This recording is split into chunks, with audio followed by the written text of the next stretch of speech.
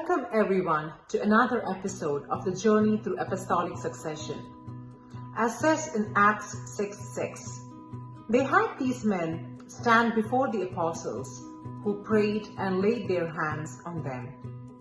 We see that the apostolic authority is transferred by the laying on of hands or ordination. This authority has been transferred beyond the original 12 apostles as the church has grown. Today we hear about the 66th Pope in Apostolic Succession, Pope Boniface III.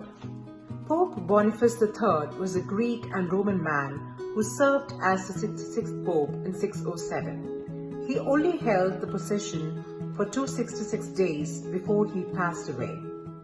Here are some interesting facts about Pope Boniface III. His papacy began on February 19, 607.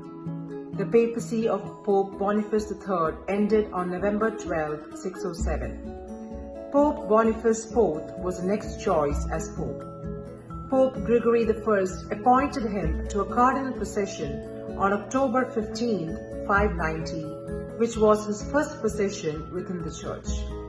He also served as a deacon and spent more time with the Pope, and this led to naming him as an apocrisiarius. Saint Gregory once stated Pope Boniface was a man of tried faith and character.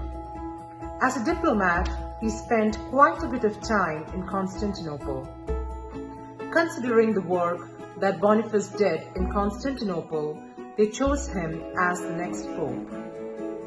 Here are some major contributions by Pope Boniface III. One of the biggest changes that he made as Pope regarded how the next Pope was selected.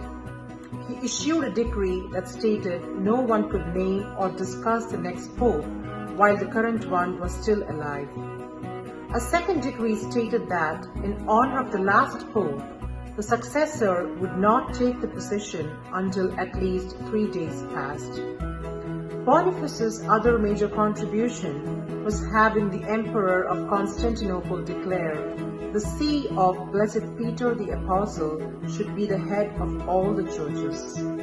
This lofty title was in response to the Patriarch of Constantinople calling himself the Ecumenical Patriarch. Boniface III was around the age of 67 when he died of what was probably natural causes. Though originally buried in St.Peter's basilica, Boniface was moved sometime before the 12th century and then interred again in the new basilica. That's all for today. Thank you all for listening. Please stay tuned to our next episode. Please like, share and spread the word to everyone around you. For Christ and for the Church. God bless you all.